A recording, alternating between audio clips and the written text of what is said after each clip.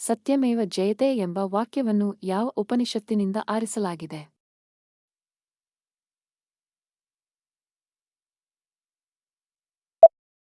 ಮುಂಡಕ ಉಪನಿಷತ್. ಯಾವ ಸೊಳ್ಳೆ ಮನುಷ್ಯನಿಗೆ ಕಚ್ಚುವುದಿಲ್ಲ?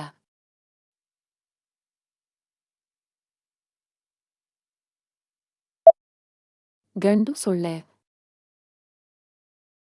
ಕರ್ನಾಟಕದ ಮ್ಯಾಂಚೆಸ್ಟರ್ ಎಂದು ಯಾವ ಜಿಲ್ಲೆಯನ್ನು ಕರೆಯುತ್ತಾರೆ?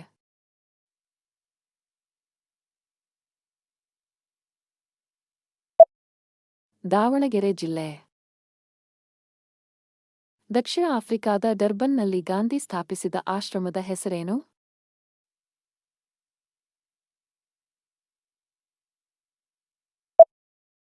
Phoenix settlement. ಜವಾಹರಲಾಲ್ ನೆಹರು ಅವರ ಮಲಯಾಳಂ ಕಾರ್ಯದರ್ಶಿ ಯಾರಾಗಿದ್ದರು?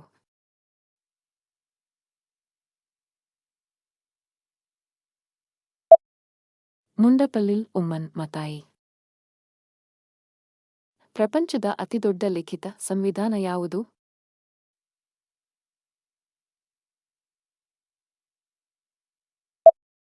ಭಾರತದ ಸಂವಿಧಾನ. ಆಧುನಿಕ ಒಲಿಂಪಿಕ್ನಲ್ಲಿ ಮೊದಲ ಪದಕ ವಿಜೇತ ಯಾರು?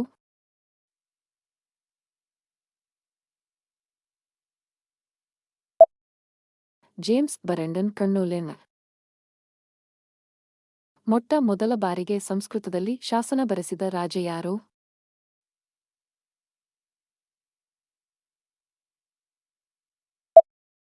ರುದ್ರದಮನ್.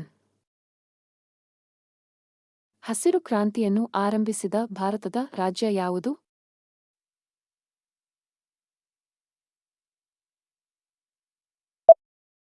ಪಂಜಾಬ್.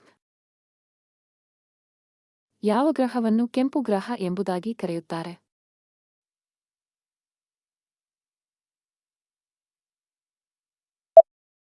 ಮಂಗಳ.